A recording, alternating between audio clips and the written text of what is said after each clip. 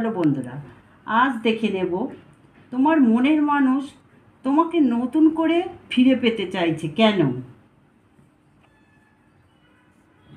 তোমার মনের মানুষ ভীষণই ইগোস্টিক ব্যক্তি, সব সময় তোমাকে ডমিনেন্ট করে রাখে।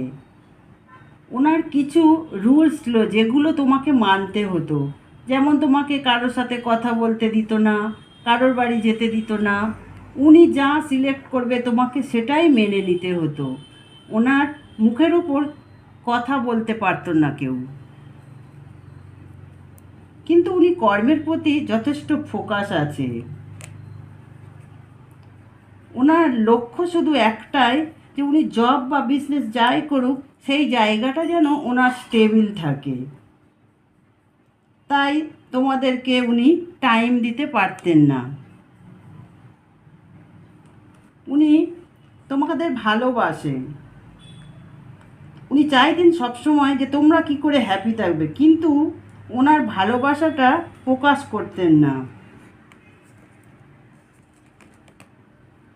কারণ উনি এত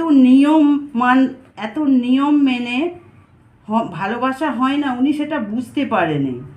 তোমরা দীর্ঘদিন ওনার রুল মানতে মানতে একটা সময় তোমরা ফেড আপ হয়ে গেছো। এখন তোমরা ওনার সব রুলস ভেঙে বেরিয়ে এসেছো। এতদিন ধরে ওনার সব কথা যেভাবে ওনার হ্যাঁতে হ্যাঁ নাতে না করে এসেছো, এখন আর কিছুই ওনার কথা তোমরা শোনো না।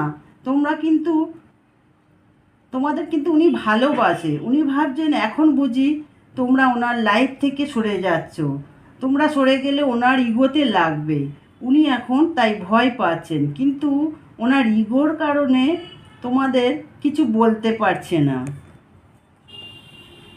তাই উনি এখন ঈশ্বরের শরণাপন্ন হয়েছে এবং নিজেকে ঈশ্বরের কাছে সারেন্ডার করে দিয়েছে, যাতে তোমরা ওনার জীবনে থেকে যাও, চলে না যাও।